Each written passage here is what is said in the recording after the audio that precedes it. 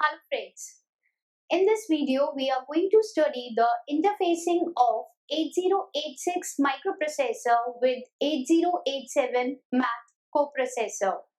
We will study that how the 8087 coprocessor interact with the 8086, the host microprocessor. So let's start with our topic.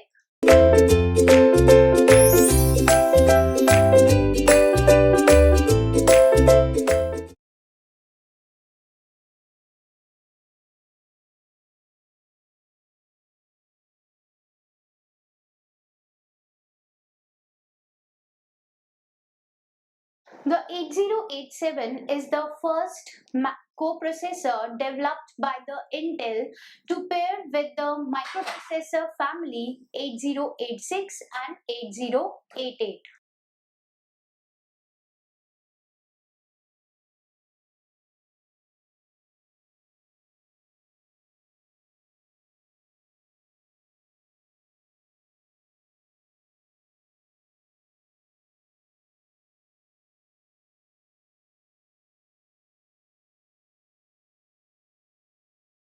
So why there is a need to develop a coprocessor?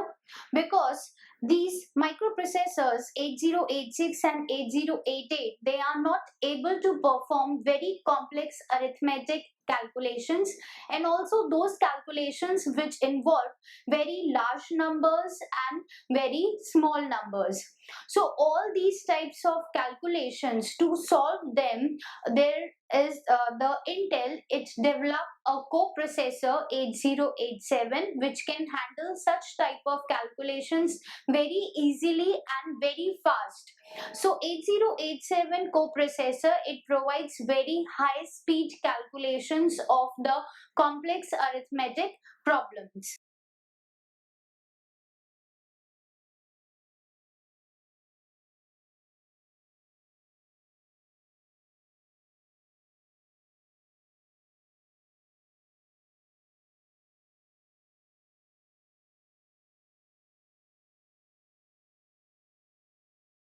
So the 8087, because it can solve the mathematical computations and mathematical problems 100 times faster than the 8086 and 8088 microprocessors. So that is an advantage, that if the microprocessor is solving any complex calculation, that will be solved by the coprocessor 8087, and meanwhile the microprocessor, it can solve or it can do some other task. So the CPU, okay, the CPU working, that will be reduced, okay, because the CPU of the microprocessor, it is not free from these complex calculations. It can now do some other tasks. Storage is also available, space is available, and now these complex tasks are performed by the coprocessor 8087.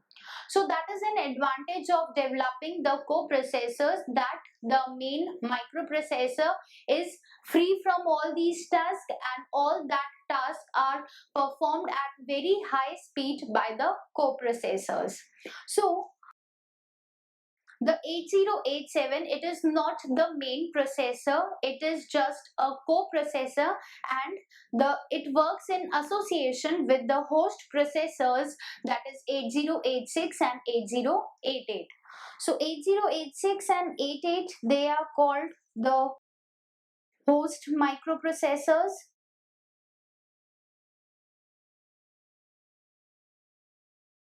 and 8087, because it is working in association with the main processor, so it is called the coprocessor. It also works in the same way, just like microprocessor is working, but it is not serving as a main processor, okay. So that is why it is called a coprocessor, okay. Now, just like the microprocessor is having its own architecture, its own instruction sets, okay, just like that, the 8087 is also having its own architecture and its own instruction set.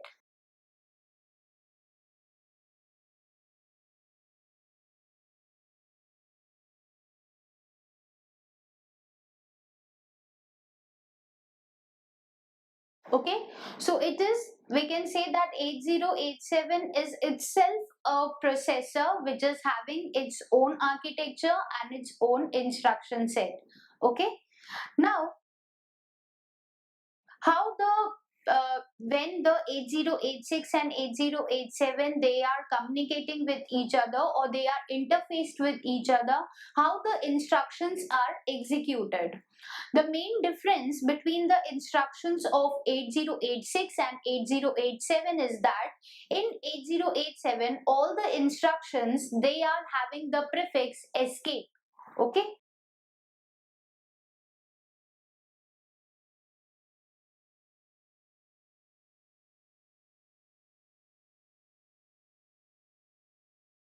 so 8087 instructions they have a prefix escape.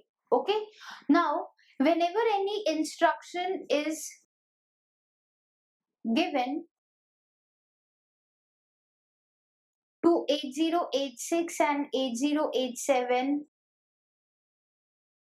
what this configuration is going to do, the just like 8086 microprocessor, we know that in 8086 there is an instruction queue in which 6 instructions at a time are fetched by the processor, and one by one these instructions will be decoded and executed by the processor.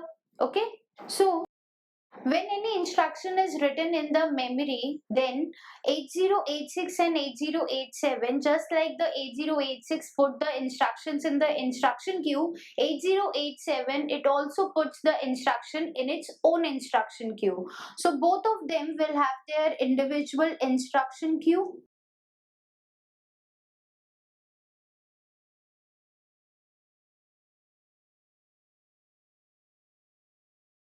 Now, as I have said, the difference between the instructions of 86 and 87 is that 87 instructions they have a prefix escape. Okay. Now, in the instruction queue, when the 8086 finds that while decoding the instruction, it finds that the instruction is having the prefix escape, so it will treat that instruction as the NOP instruction, and that instruction is now executed by the 8087. So 8087 will do the decoding and then execution of that instruction. Now if the instruction is not having the prefix escape, then 8087 will treat that instruction as the NOP instruction, and 8086 is going to decode and execute that instruction.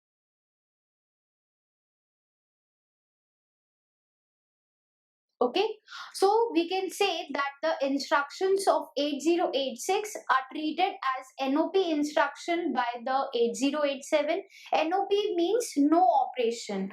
That means this processor is going to perform no operation at when this instruction is executed. Okay, and similarly the instructions of 8087 they are treated as NOP instructions by 8086.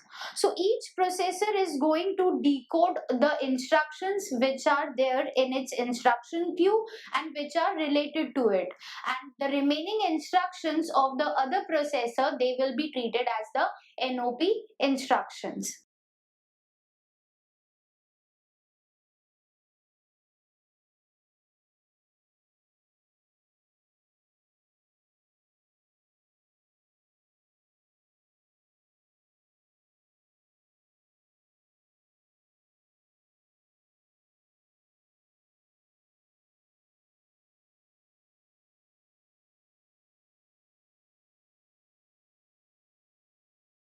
So when an instruction is written in the memory, that instruction will be put in the instruction queue of 8086 as well as in the instruction queue of 8087.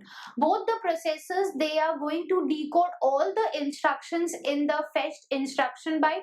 That means all the instructions in the instruction queue, but they are going to execute only their own instruction. If they are encountering any instruction of the other processor, they will treat as it as the NOP instruction. Okay, so 8086 will have its own instruction queue, 8087 will have its own instruction queue.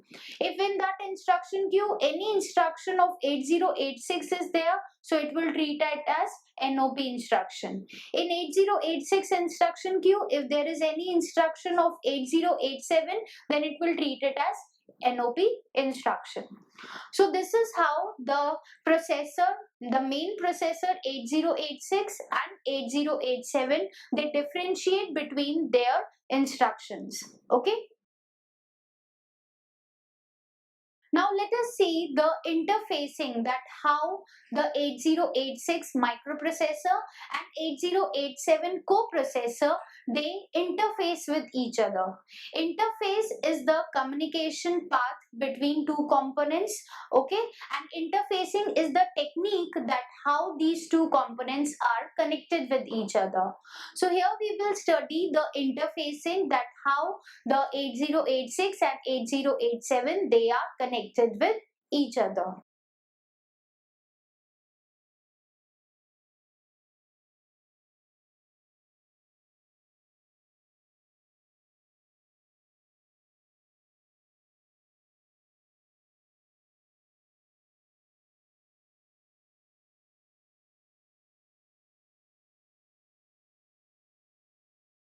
So 8087, it is connected as a coprocessor to the 8086. 8086 will work as the host processor or the main processor, and 8087 will work as the coprocessor. Now the 8087 is going to use the buses and the clock signals of the 8086 for its communication. So 8087, it uses input output system, bus system, clock inputs of 8086. Okay. Now memory of 8086 is also used. Okay. Not only the input output system, bus system, memory and clock inputs, all of 8086 are used by the 8087. Now when the 8087 is connected with 8086, in this microprocessor, there is a pin called MN MX pin. That is the 8086. It can operate in two modes, which are called the maximum and the minimum mode. And how these modes are selected? These modes are selected by the pin MN MX pin.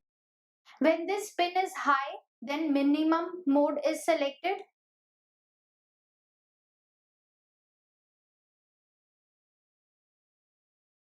And when this pin is low, then maximum mode is selected. So 8086 can operate in two different modes. Now when 8087 is connected with 8086, it operates in the maximum mode. Okay, means that this pin MX pin, this pin is low.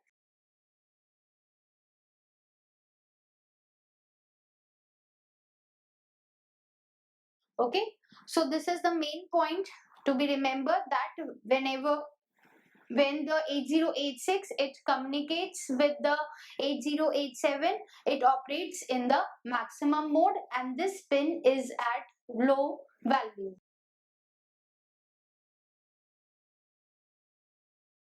Now let's see the circuit diagram, that how the 8086 and 8087, they are interfaced with each other.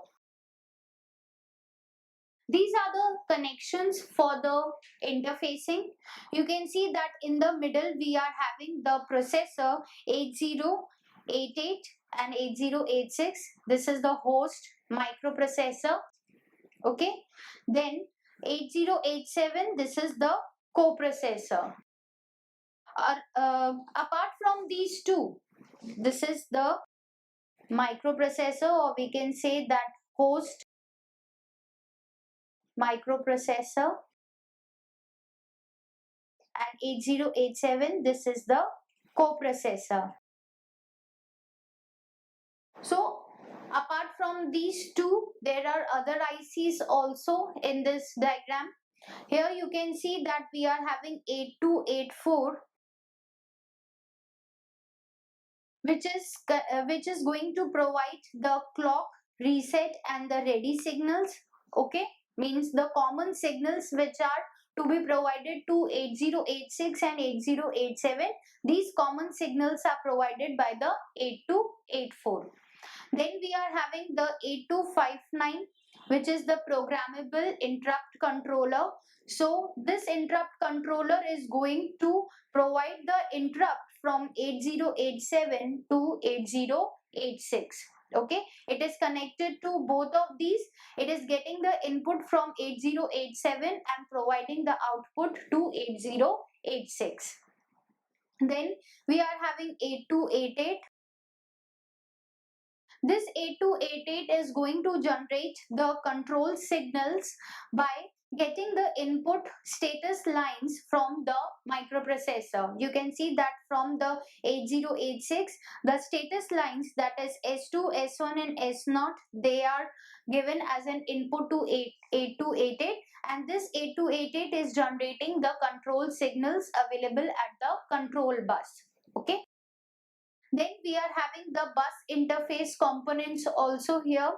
Bus interface components means that you can see that the address lines and the data bus, they are multiplexed with each other. So to separate them out, we are having the bus interface units, or we are having here an 8286 IC, which is going to latch the data from the address lines. Okay. So you can see that when the microprocessor is interfaced with the coprocessor, then we are requiring other additional components also for their communication, like 8284, 8259, 8288, 8286. So let's see that what these ICs do. 8086 or 8088, it is working as the host microprocessor.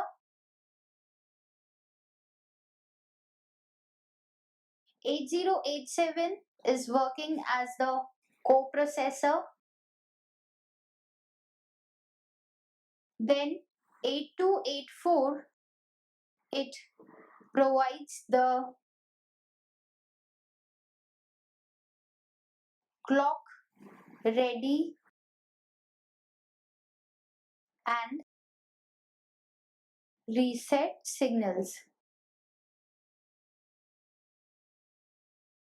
Then 8282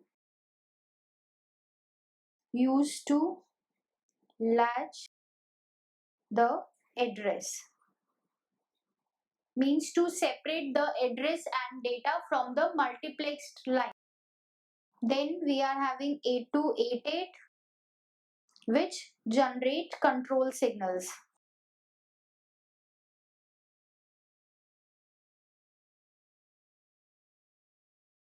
From status lines.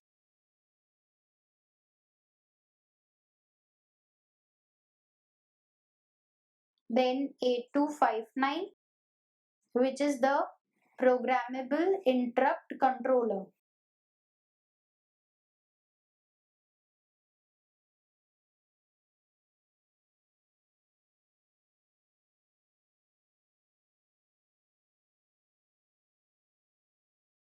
It accepts interrupt from 8087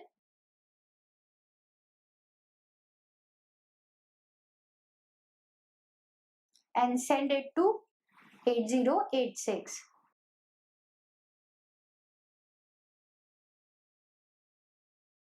Okay, so whenever we study the interfacing, we will see that in that connections we are having these following ICs.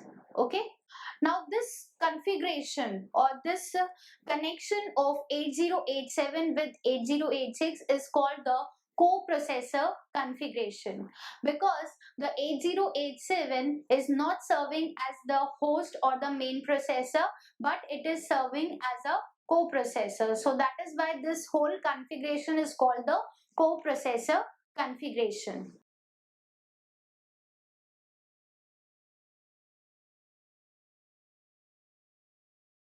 Now, as I have said that whenever the instructions are written in the memory, how the 8086 and 8087 they deal with it.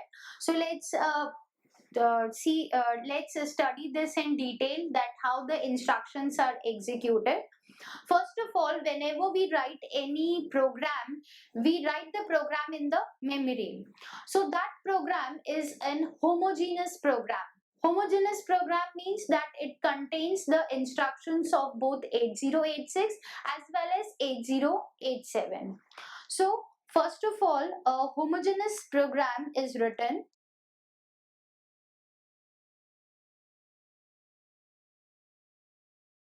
in memory by the user.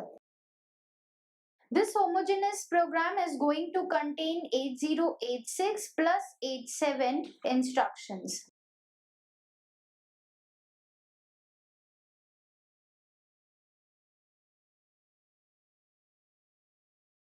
Okay.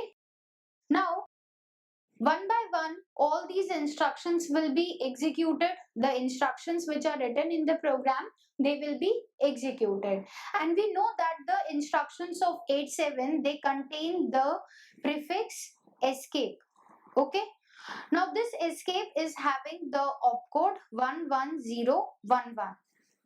Okay, so whenever the instruction, because first the instruction is going to be fetched and put in the instruction queue. So if the instruction is having the opcode, the starting opcode as 11011, then the processor will get to know that it is an 8087 instruction. So 8086 will treat it as the NOP instruction, and then 87 will execute it.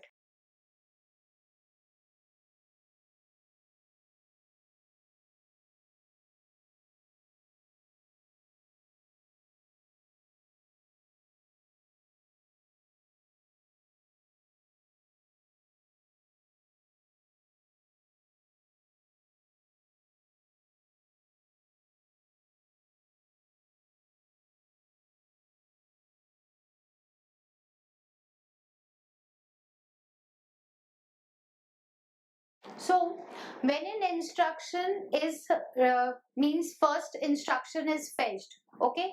Now microprocessor is getting to know that it is having the prefix escape. So immediately 8087 will come into action, and then it is going to execute that instruction.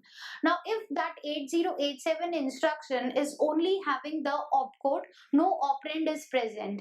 Okay, like it is not requiring any operand, only opcode is required. Operand is implicit in the instruction itself. Okay, so if the instruction is having no operand, then 8087 it does not require any data. Okay, so 8087 will start the execution of that instruction, and 8086 will immediately move to its next instruction. Okay, suppose that this is the program in which many instructions are written. Now first instruction, it is having the prefix escape, and suppose that any instruction is written after it. So escape is means that it is the 8087 instruction. So 8086 is not going to execute it. It will treat it as NOP instruction. 8087, because this instruction is not having any operand, so just the execution is to be done. So 8087 will do the execution, and 8086 will go to the next instruction. Okay. So in this way, the instruction which is having no operand, that will be executed. Now if the instruction requires an operand, okay, so that operand is available in the memory, and 8087 is using the memory of the microprocessor 8086. Okay, so how that instruction will be executed?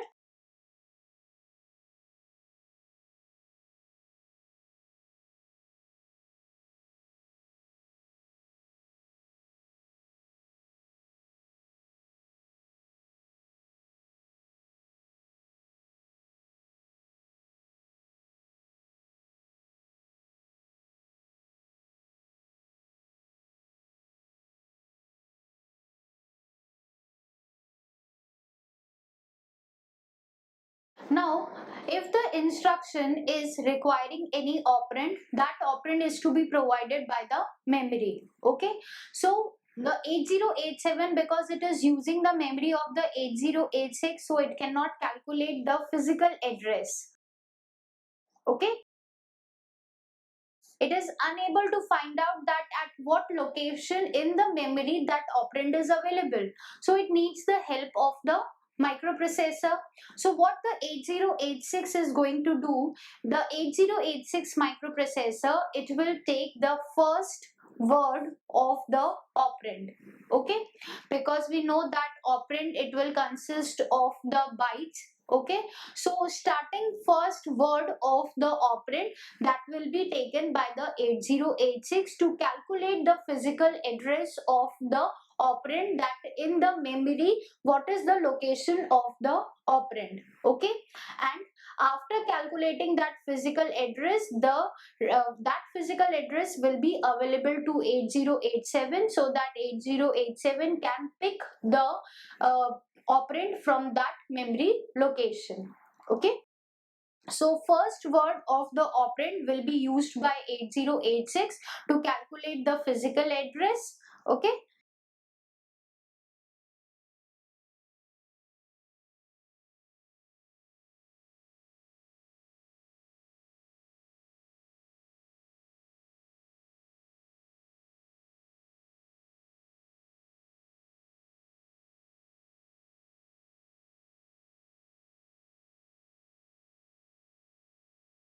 So after getting the address from the 8086, the remaining words, they can be fetched by 8087 by simply incrementing the address of the first word. First word is given to 8086. 8086 has calculated the physical address. So first location is available to the 8087. Now remaining words, they will be available to the 8087 simply by incrementing the address of the first word. Okay, so in this way the 8087, it will start the execution of the instruction which requires a memory operand. So any instruction, either it will require the memory operand or it will not require the operand. If it is not requiring the operand, 8087 will simply do the execution. If it is requiring the operand, then it will take the help of 8086. Now, when it is executing the instruction, the 8087, it makes its busy line high. In 8087, there is a pin called busy pin. Okay, busy line is there. So when this line is made high, it means that 8087 is busy in executing the instruction.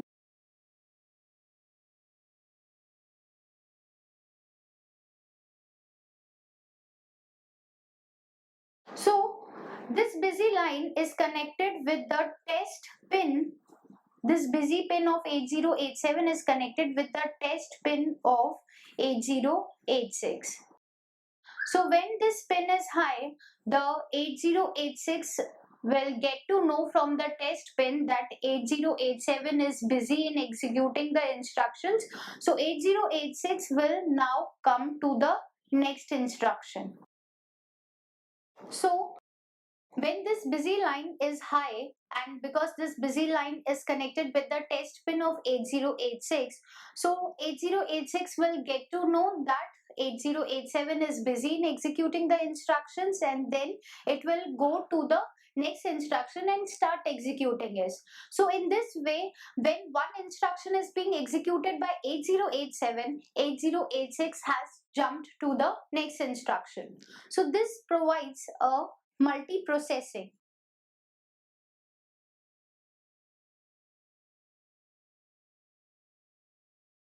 Because you can see that the instructions are executed by 8087, at the same time 8086 is also executing the instruction.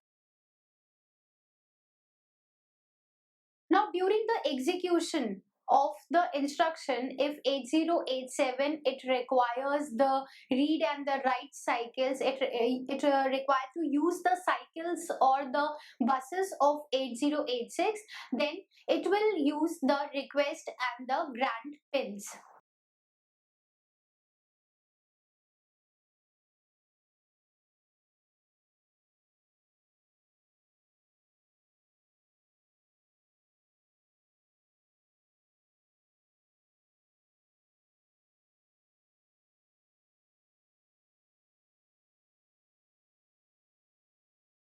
So when the 8087 is doing the execution of the instruction, during that execution, if it requires to read and write more words from the memory, then it will do that by stealing the bus cycles of 8086. Now how this stealing is done? It is going to send in 8087, there are two pins called the request and the grant pins, RQ0, GT0 and RQ1 and GT1. These are the two request and the grant pins of 8087, which are also connected with the request and the grant pins of 8086. Okay, these are the common pins. So when the 8087 it requires the use of the bus cycles of 8086, it will give an active low signal at this pin.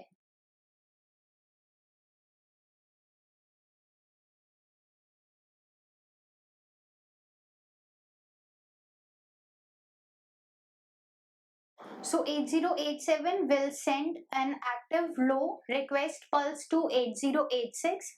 Now at that time 8086 will be doing some work. Okay, some task will be done by the 8086. So 8086 will complete the execution of the current cycle, and after that it will give the grant signal to 8087 that it has released the control of its bus cycles, and now the buses can be used by the 8087.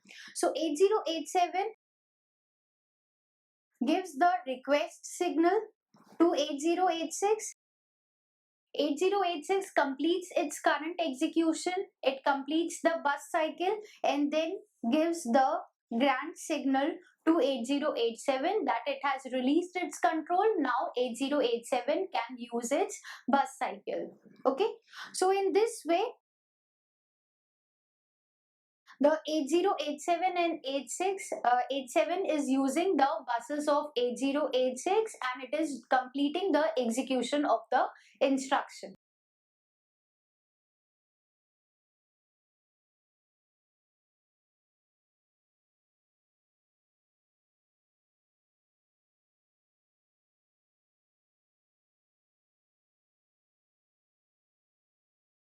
Now, when the 8087 is doing the execution and using the cycles or buses of the 8086, after it has completed the execution of the instruction, it will give back the control to 8086 by giving a release pulse to the 8086.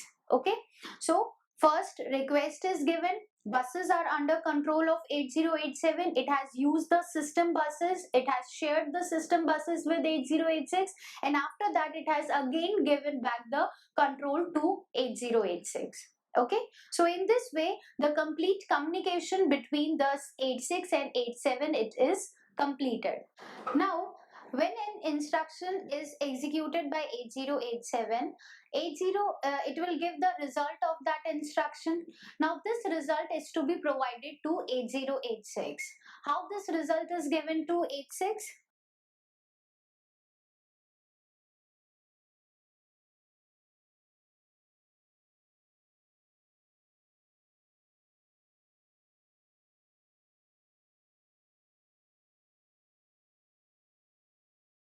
Now whenever 8086 requires the result of the 8087 operations, then it will first execute the wait instruction.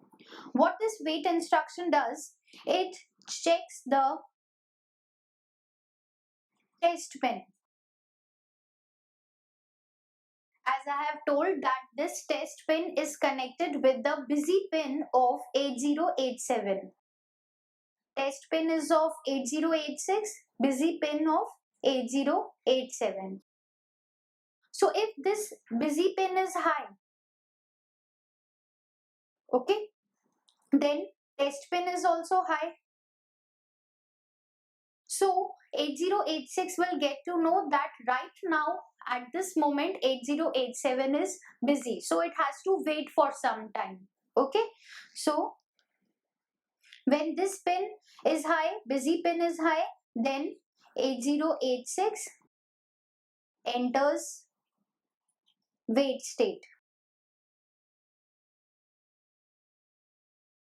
When this pin is low, means test pin is low. It means busy pin is also low.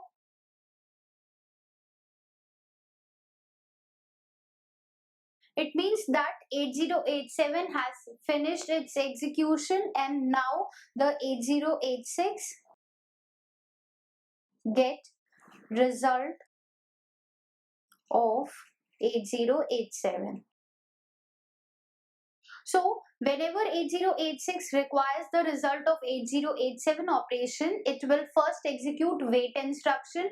Wait instruction is going to check whether the test pin is high or low. If it is high, then 8086 will enter the wait state. It will wait for the time when this busy pin will become low.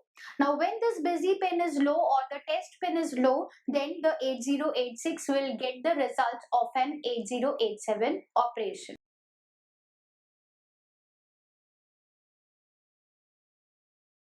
So you have seen here that how the instructions are executed by the 8087 and 8086 configuration. When they are in the coprocessor configuration, that how the instructions are executed, how they share the bus cycles, how they will differentiate that this is the 8086 instruction or 87 instructions, and how the results are displayed.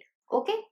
Now, during an execution, if any exception or an interrupt is occurring, then how that interrupt will be handled? Let's see.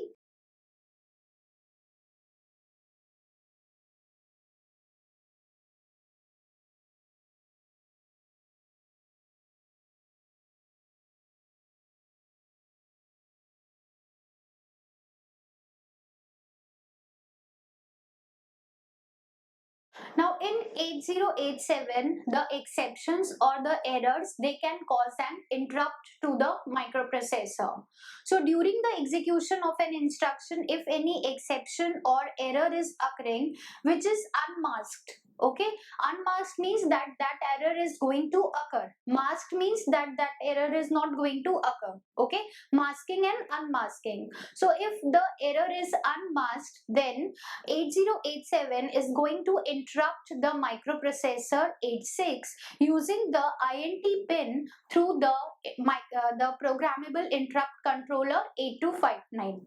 You can see in the diagram that we were having 8259 PIC here, and from 8087 we are having the INT pin. This INT pin is given to the controller, this interrupt controller, and 8259 is connected to the interrupt request pin of the microprocessor. So whenever any exception is occurring, this pin is activated and this pin will be activated. So an interrupt is given to the microprocessor whenever any error or any exception is occurring in the 8087.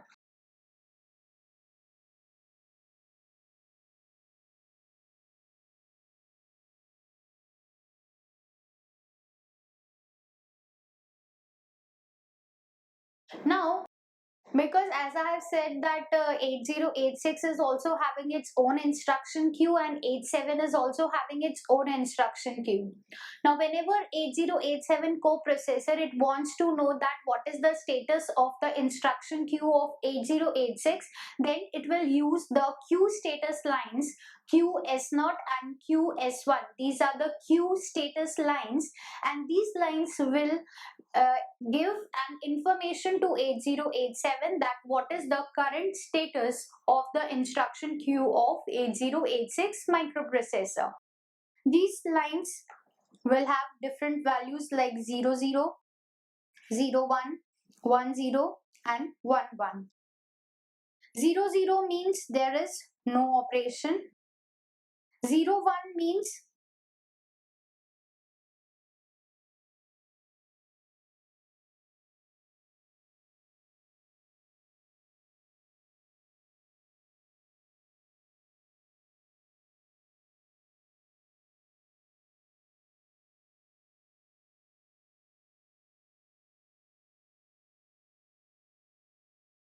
so these two lines are used by 8087 to monitor the queue of 8086 so that it can synchronize with the working of the microprocessor, that what is the status of the queue of 8086. According to that, it is going to synchronize its own queue. Okay, let's see how. If it is 00, then no operation will be done by 87. If it is 01, then 8087 is going to compare the 5 MSB bits with 11011, okay, to check that whether it is an 87 instruction or not. This is for the SK. If it is 10, then 8087 it clears the queue. If it is 11, then if the above comparison succeeds, then 87 is going to fetch the subsequent byte, else it is a no operation. So in this way, the 87 is going to synchronize its own queue, its working with the microprocessor. Okay, so we have seen the interfacing of 8087 with 8086, that how they are connected with each other, how the different components in different ICs they interact with them, and what is the role of these ICs we have also seen. And this is the complete interprocessor configuration of 8086 and 87 to form a homogeneous system. You have seen that 8288 it is providing the control signals, 8259 it is the interrupt controller, 8284 it is providing the common signals, and this is the bus interface components. Okay, so the complete that how they are executing the instructions, how they are synchronizing with each other, we have seen that at every step how 8087 uses the cycles and uses the 8086 for its working. Okay, so this completes the interfacing of 8087 with the microprocessor 8086. I hope that this topic is now clear to you. Thank you.